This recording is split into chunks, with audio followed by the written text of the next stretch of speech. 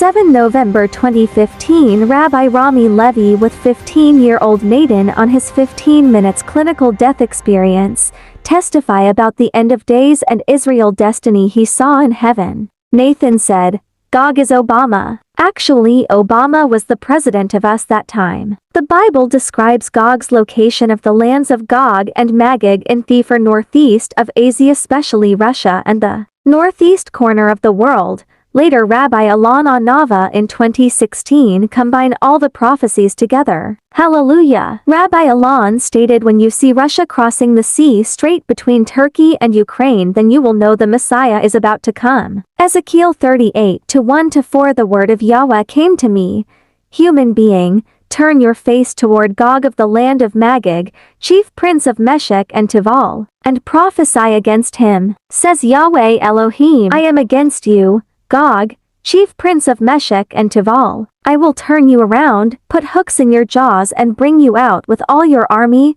horses and horsemen." Putin, his eyes right now is heavily on Jerusalem. Putin demands Russia gain control of Jerusalem Church as promised, is a key to start war, connecting Russia to Ukraine through eastern Ukraine corridor. Will create a naval war with Turkey, defeating Turkey gaining access through Black Sea Strait. Down to Jerusalem. Here is some of Putin's exact words to Israel.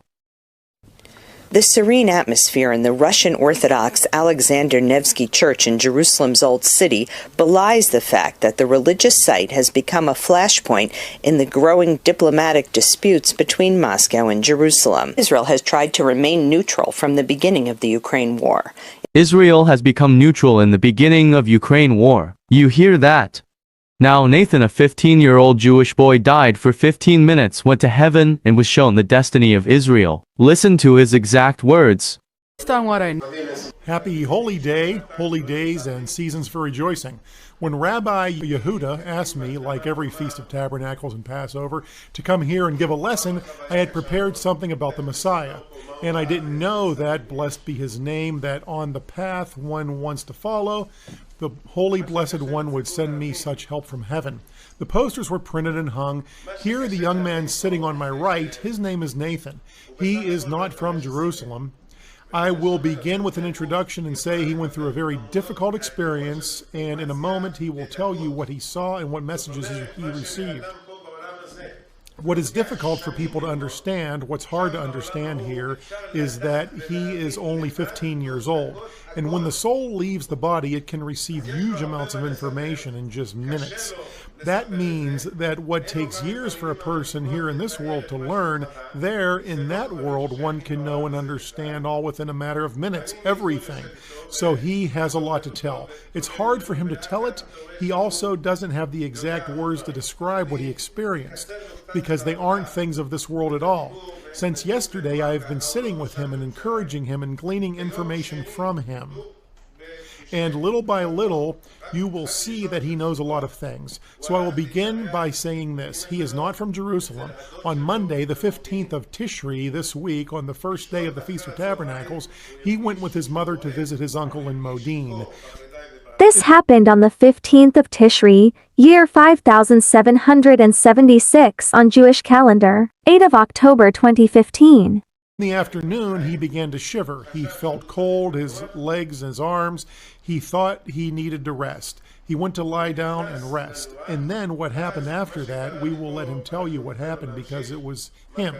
He felt like he left his body through his nose, and he floated above himself. And at first, he didn't understand who he was, where his self was, the self that is lying right here on the bed, or the self that is floating here above.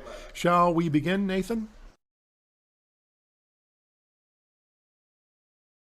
Yes, so what happened is like this. Now, what is more interesting for us? I want to ask you questions about the Messiah. Okay, great. Could you know who the Messiah was? I couldn't know. I could only know what his traits were, what he needs to be in order to be the Messiah. And can you tell us if he is here or there?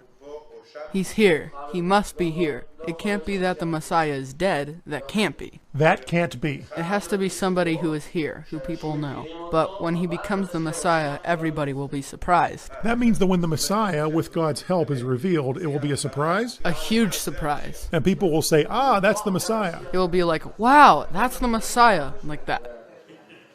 Good. Now I want to go back to something else.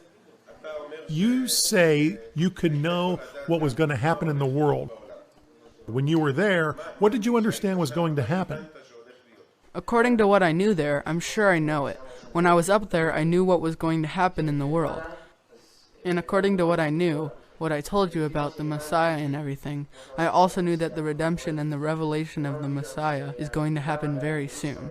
It's like it's going to happen in the very near future. It's imminent. It's like imminent. The redemption is really coming. Now tell me, when you were there was no concept of time. How can you estimate there the concept of time? What is imminent? Is it 20 years, 2 years, a month? Imminent is right away, like in the coming months. In the coming months, okay. In the coming months, okay. Now do you also know what will happen? Yes, I know what is going to happen, yes. And you know it from there? Yes, only from there. Everything I know is only from there. And where are we holding right now? Where are we holding now? In a period, not a good one at all. I can tell you that the redemption is very close to here. And what will happen during that redemption? Very bad things are going to happen, but it depends on who, as far as I knew. It is certain it will occur in the coming months. There is that possibility. If we all repent, then it won't happen. The bad things in the redemption won't happen. The bad things. But the redemption will arrive. The redemption will arrive. If they sin, it will come to pass much more harshly. Much more difficult. And if everybody repents, it will come to pass in an easy way. It's going to happen no matter what. Now, according to what you know there, what you saw there, how is it going to happen? Based on what I knew, right now our situation is not good at all. I mean, not good. What's going to happen? It's going to be a very big war, and everybody, the whole world will be in that war, based on what I learned. The whole world will be in that war. Everybody, all the Gentiles, all the Arabs, everybody will be against Israel and will fight in that war. How will it begin? It will be started by somebody named Gog. As far as I knew up there, only up there. He will start Gog and Magog? He will be the one who starts that war. He will bring his whole army. He will start the war here. And he'll fight against us? He'll fight against us. At first, everyone will just want Israel. Jerusalem, Israel. Everyone will want it. Jerusalem? Jerusalem, yes. Everyone will want it. The whole world. They won't care about us. They will just want Jerusalem. Everyone will fight against each other because they want it. All of the bad things will take 2 weeks. All of the bad things will take 2 weeks. What will happen during those 2 weeks? What are the bad things? In those 2 weeks, what is the bad thing? More than a few million people will die. They will die like the only thing that saves them is if they repent. If a person learns the Torah and does good, that's what will save him. It says in the Gemara, when they asked Rabbi Hagedal, what can a person do to save himself from the birth pangs of Messiah? Rabbi Hagedal answered, he should occupy himself with the Torah and acts of kindness. That's what will save him. Now tell me, what is this? What kind of war is this? A spiritual war? No. A war of soldiers against soldiers? What is it? Partly. At first it will be a war between soldiers. The whole world will just come, just at first. All the Gentiles will battle each other and will want Israel. In the end, what will happen is this. Everyone will unite and fight against us, fight against Israel, and many Israelites will die. Millions will die. A ton of people will die. Those who didn't keep the Torah and good deeds? They will die. And those who did keep the Torah and good deeds? Those who kept the Torah and do good deeds, it depends if they learned the Torah and did good deeds. There are those who observe but don't really care about it. They are loose about it. But if someone is really strict and studies the Torah and does good deeds, he will be saved. How will he be saved? He will be saved. What will happen is like this. Based on what I saw up there... What do you mean what you saw? Did you see it like a movie of the future? Yeah, like a movie of the future. I see it in a movie of the future. You see it in a few seconds, but it's lots and lots of time. Like the movie of my life, I saw it first. They showed me my life in a split second. Like in a fraction of a second, they showed it to me. And I saw every single second of my life. When I was a baby, when I was a little boy, I saw it all. Now let's move forward. You saw a movie. I saw a movie. Let's call it a movie of the future, of what's going to be. Yes.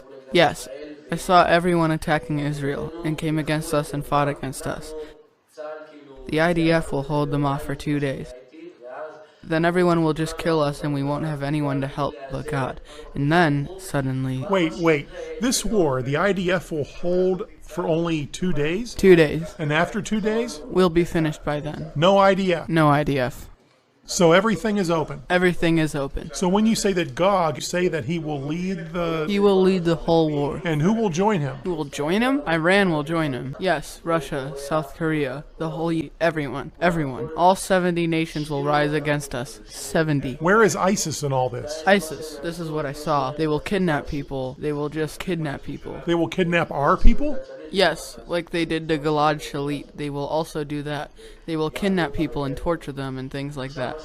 For now, what I also saw is that the Mount of Olives next to Jerusalem, for those who are saved, that mountain will split in two. And when the mountain splits, that very second, the Messiah will be revealed to everyone. Nathan, I ask you once again, you know all this from up there? I know all of it from there. A week ago, you didn't know any of this. I didn't know these things. I didn't know. I had no idea. Nothing. Exactly what will happen if things stay as they are. If the world keeps on like this, that is what will happen, for sure. Now, a woman asked a good question, and I also want to ask, how will we know when it starts?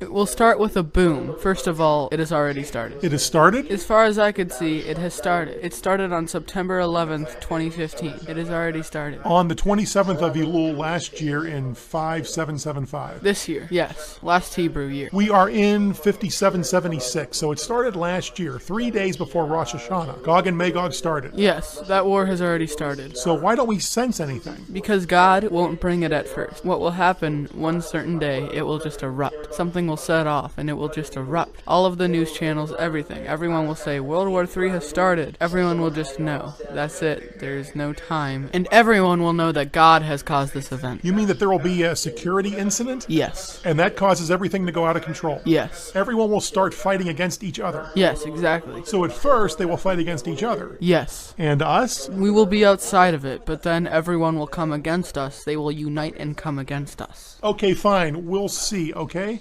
He said we will be outside of it. Right when the war started, Naftali Bernard quickly moved to Russia, explaining Israel's standpoint as Israel remains neutral, putting Israel outside this war. It's not sure at this very point as we speak if it is a minor diplomatic crisis meant to create a pressure, a leverage point against Jerusalem, or a game changer in the relationship between Moscow and Israel. Israel has tried to remain neutral from the beginning of the Ukraine war. Now listen again. Israel has tried to remain neutral from the beginning of the Ukraine war. Started on September 11th, the War of Gog and Magog started. World War III. Nathan said, September 11th, 2014, World War III started. That was the time when Russia started invading Ukraine. Notice he said first we will be outside of it. It seems to be small until some event causes an all-out war to start. That will be the final sign. At first, we will not be involved in that war, but after that, everyone will unite against us. Yes. And they will fight us. Israel has tried to remain neutral from the beginning of the Ukraine war. Rabbi Alon Anava in 2016 gave a clear picture of how this war will start. Third World War, and it will cause the coming of the Messiah. Listen as he speaks. Good evening, everybody.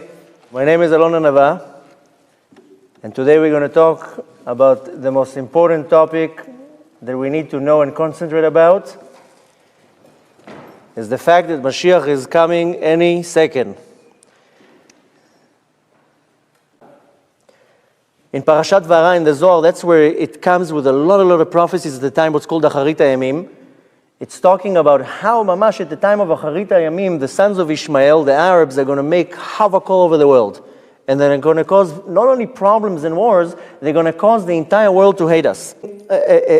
He's taking a few sources from the Zohar, but in this book, he's talking about one prophecy, and he's talking about the Holocaust, World War II. And he says that this war is going to be 5 years, and the result of the war is going to be destruction and unbelievable pain and unbelievable what's going to happen in this war. But 10 sabbatical years after this war, the nations of the Jews are going to have to go through 10 sabbatical years, and after these 10 sabbatical years, it's going to be the time for the redemption to start.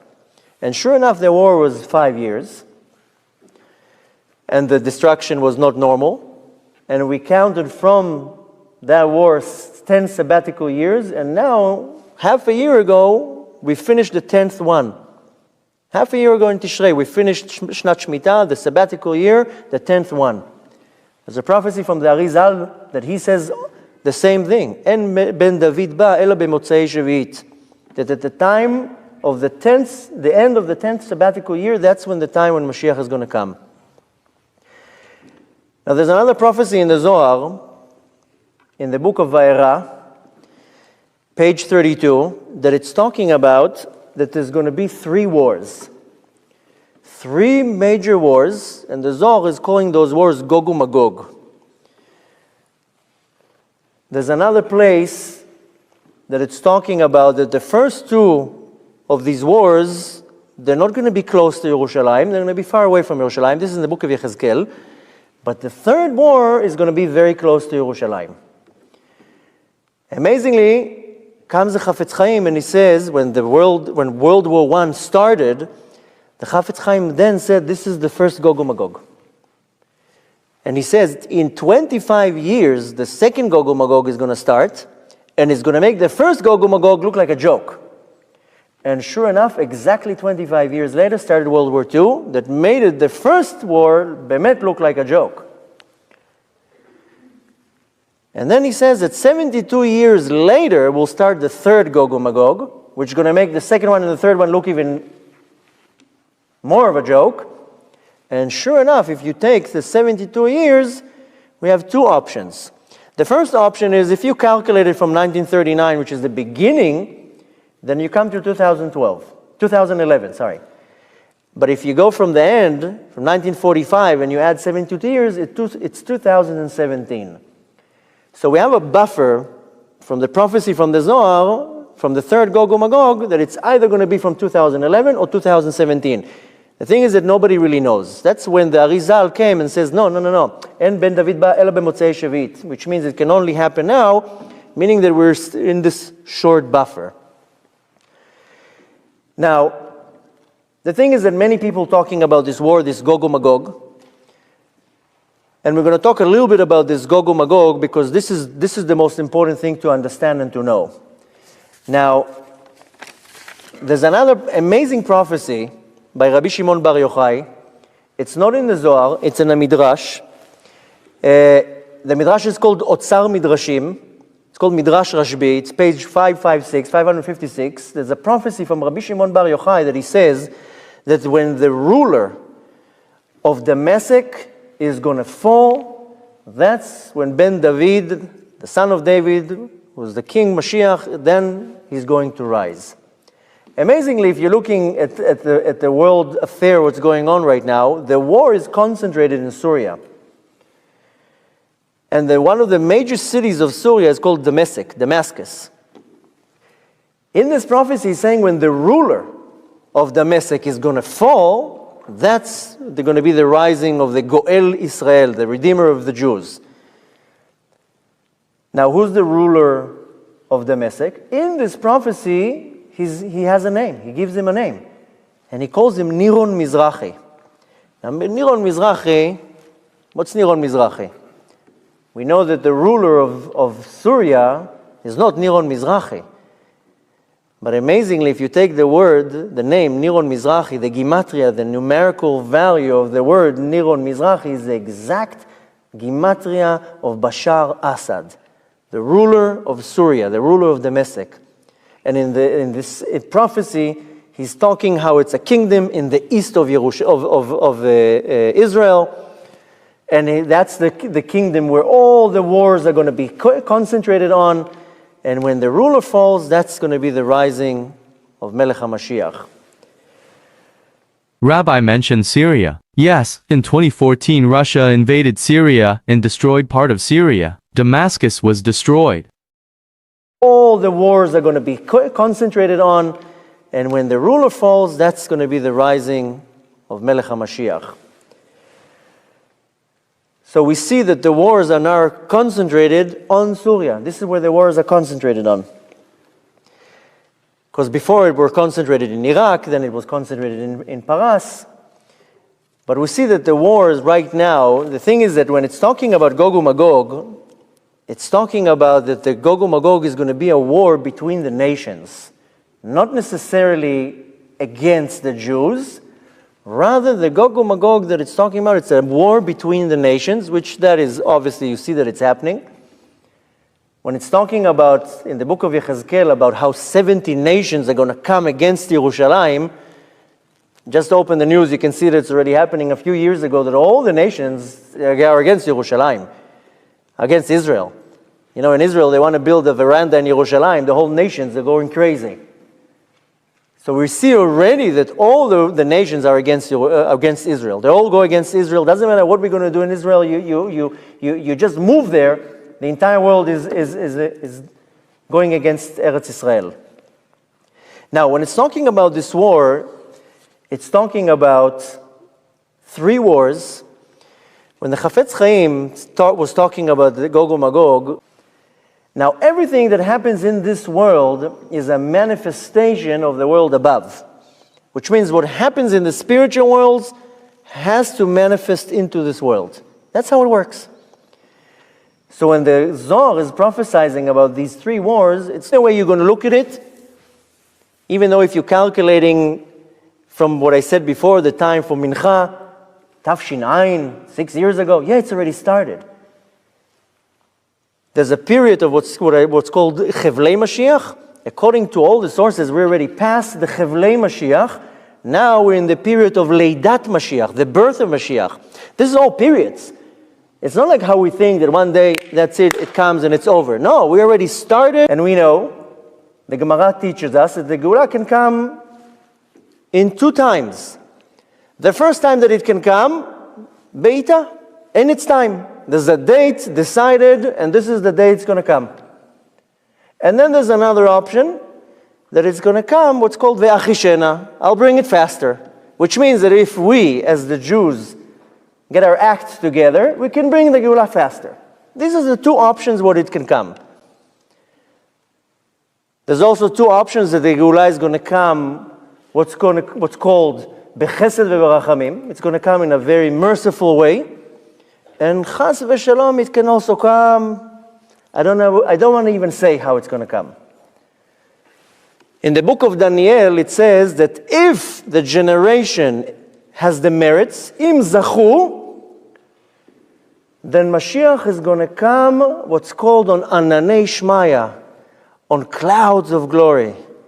We're going to be taken on clouds, first class, from here to Eretz Israel. Now, first of all, we know that the world was created for 7,000 years. It says in the book of Yeshaya, chapter 2, verse 11, that the world was created for 7,000 years. Now, first of all, it says in the pasuk, Shit alfei shnei have alma v'chad charuv. 6,000 years the world is going to be in one state, and then 1,000 years is going to be in a state of destruction. This is what it means. This is going to compare to the 6 days of creation. The first 6,000 years go to the 6 days of creation, and the last millennium, the last 1,000 year, corresponds to the day of Shabbat.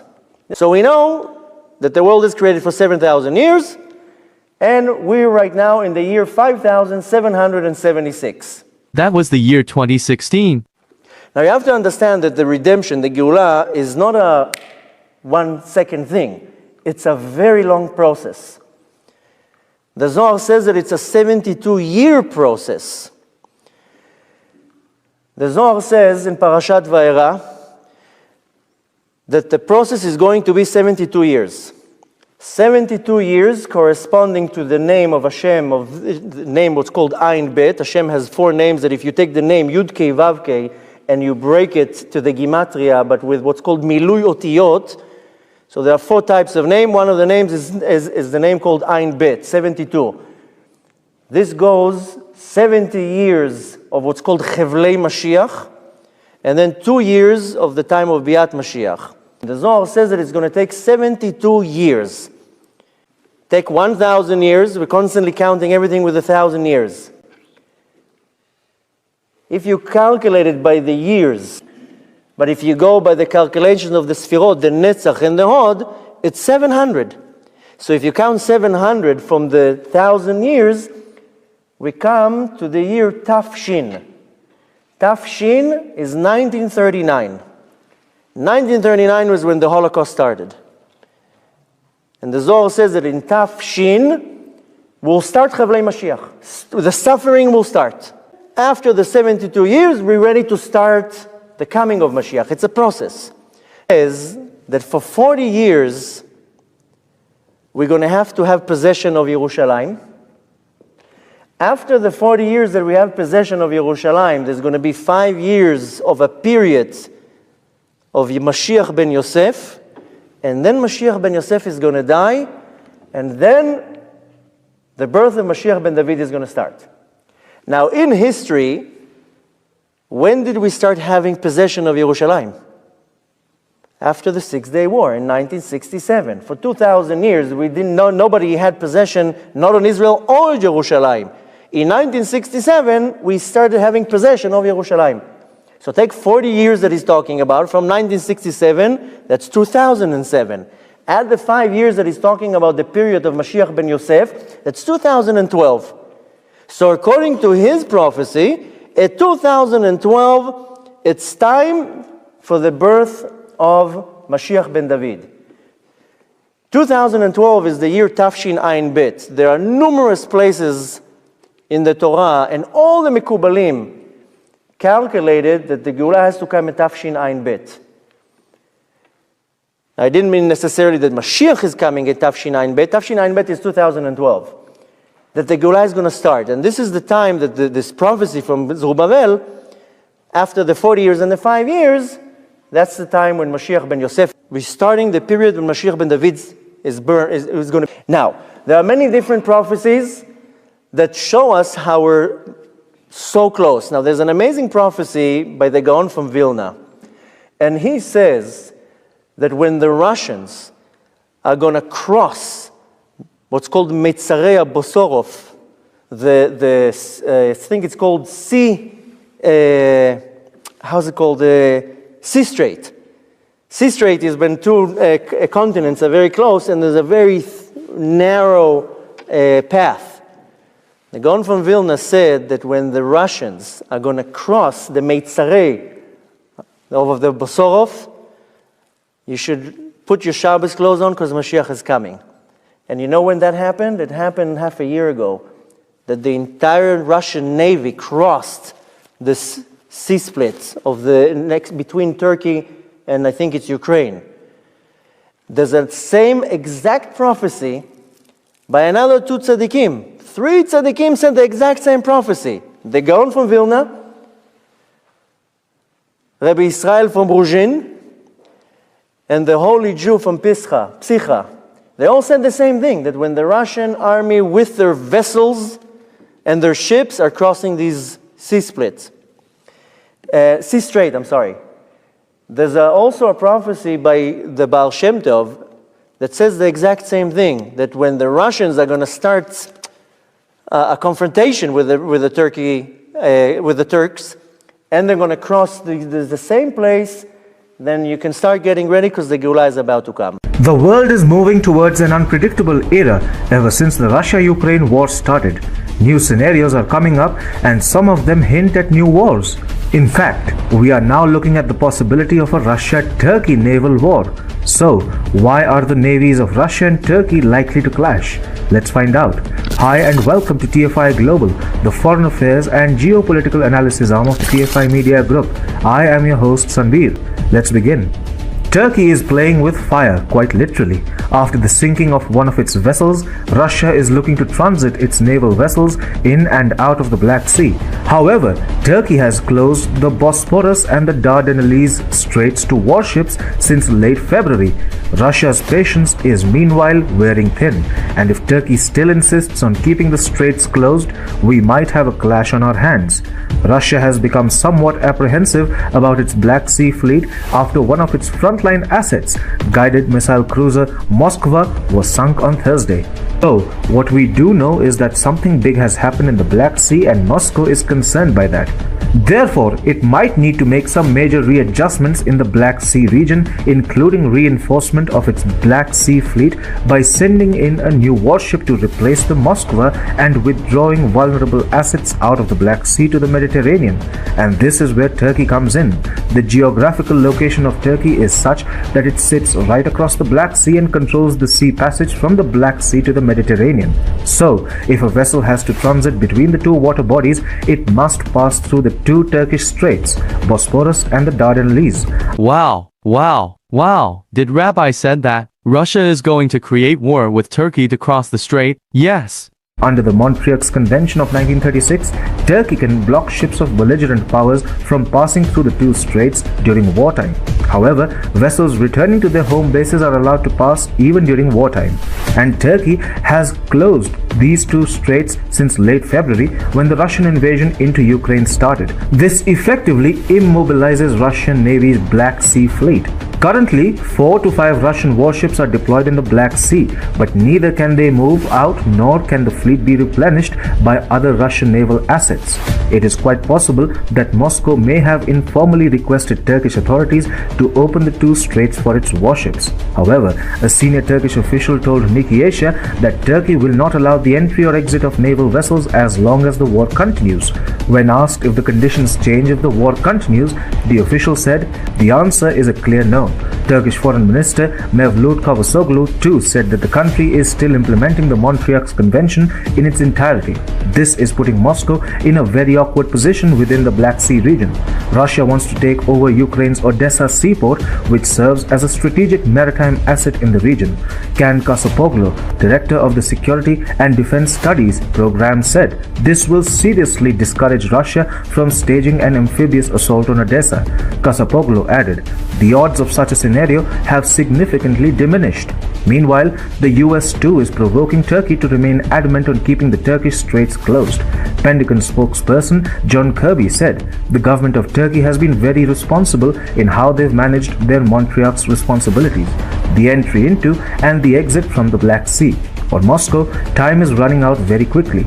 It must find a way to break through Turkish straits, either by negotiating a deal with Turkey or, if Turkey doesn't agree, by using offensive means.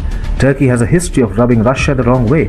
This is why Moscow and Ankara had come close to clashing heavily in Libya and Nagorno-Karabakh. However, this time Turkey is affecting Putin's Ukraine war, and Putin is unlikely to tolerate that. Let us hear what Nathan has to say again. And according to what I knew, what I told you about the Messiah and everything, I also knew that the redemption and the revelation of the Messiah is going to happen very soon. It's going to happen in the very near future. It's imminent. It's like imminent. The redemption is really coming. You estimate there the concept of time. What is imminent? Is it 20 years, 2 years, a month? Imminent is right away, like in the coming months. Now our situation is not good at all. I mean, not good. What's going to happen? It's going to be a very big war, and everybody, the whole world will be in that war, based on what I learned. The whole world will be in that war. Everybody, all the Gentiles, all the Arabs, everybody will be against Israel and will fight in that war. How will it begin? It will be started by somebody named Gog. As far as I knew up there, only up there.